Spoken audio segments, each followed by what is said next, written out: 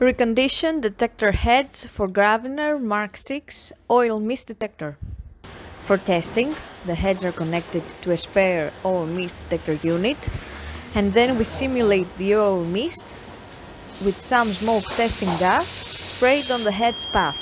Apart from hearing the alarm, we can also see the relevant indicator lights on both the head and the unit, as well as a message on the screen. The same process is repeated for the second head,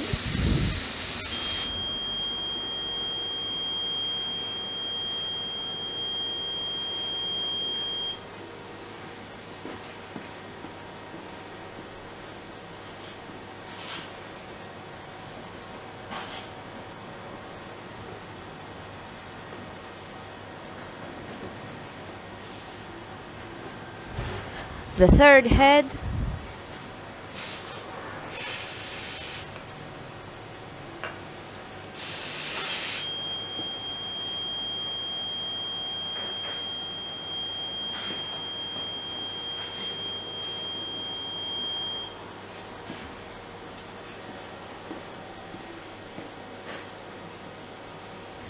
as well as the fourth head.